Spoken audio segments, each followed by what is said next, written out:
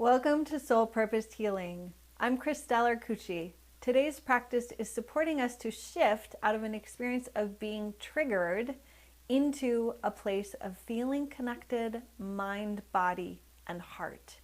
There's three components of this practice: touch, breath, and a mental inquiry practice, all combined. Each one is a powerful way to shift our experience. And when you bring them together, it helps us shift more powerfully, as well as to create that integration of mind, body, and heart. You can be triggered by any number of things, and in some ways it doesn't even matter what you're triggered by. Often if we judge ourselves about being triggered by something, it can actually limit us from healing or integrating what is being called for in the moment. So the first thing is you're triggered and it doesn't matter why. Okay, so I'm triggered. What do I do now? The first component is to touch your body with your hands. You can touch your legs, you can bring your hands together. If possible, I would strongly encourage you to touch your heart center and to take a deep breath.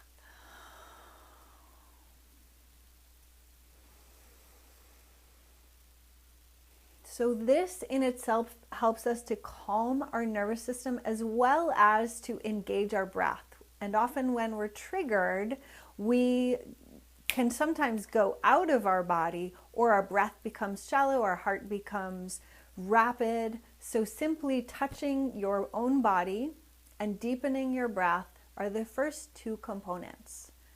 The next component is an inquiry practice. The question that I use that really helps me to anchor in the moment of what's happening now is, what's present now? What's present now? So often when we're triggered, it's often activating an old memory or wound, and we start spinning out in an old story or experience that isn't connected to the present moment.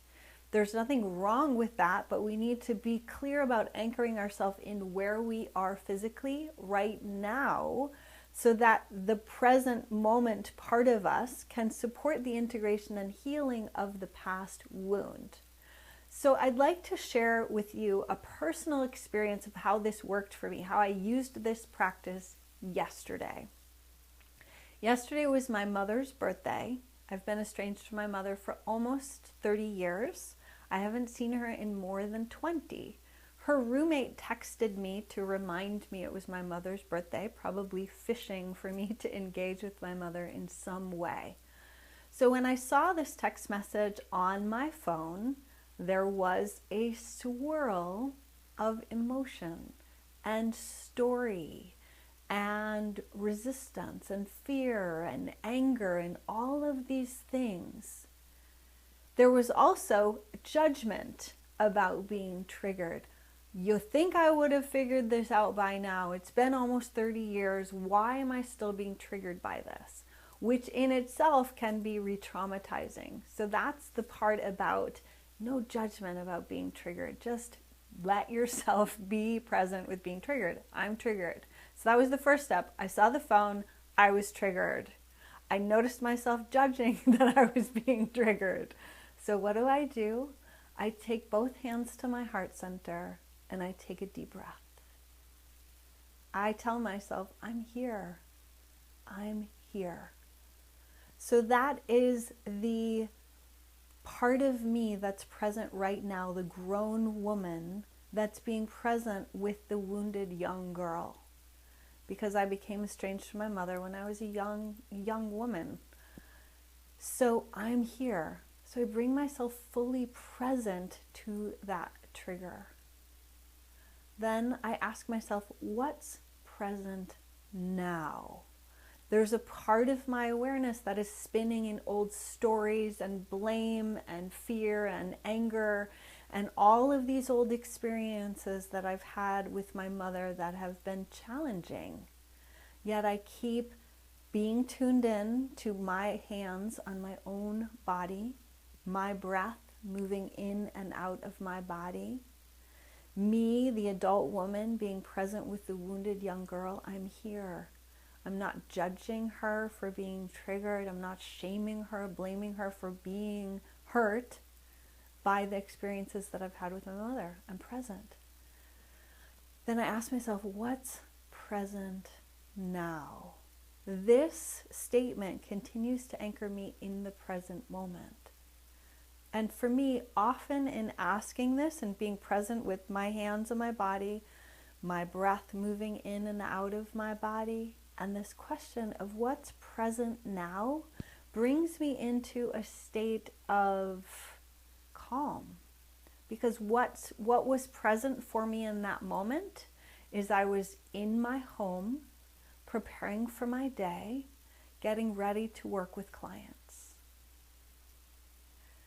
So it helped me to see that this trigger was from a past wound, that young girl part of me is still wounded. She needs me to be present with her. So in doing that, then all of the chatter, all of the wounding gets to be present. What's present now? I'm present with my wounded little girl. I'm present with my physical body and with my breath.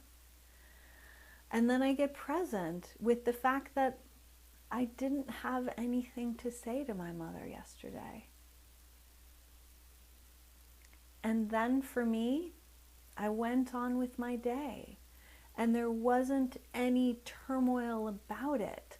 Although all kinds of people have something to say about how I should reconcile with my mother and how I'll regret it. Well, what's present for me right now is I have nothing to say. And this practice of anchoring myself in my physical body, in my breath, and with what's present for me right now, I come into a place of being calm and okay with and not triggered by my mother's roommate wanting me to reach out to her, other people thinking I should reach out to her, as well as my own wounding. It helps me to land right in the moment, to be connected with my body, mind, and heart. And for me, the adult woman, to be present with the young part of me that needs to be mothered and taken care of. I hope this video has been helpful to you. I would love to answer any questions you have in the comment section, and I look forward to seeing you in the next Soul Purpose Healing.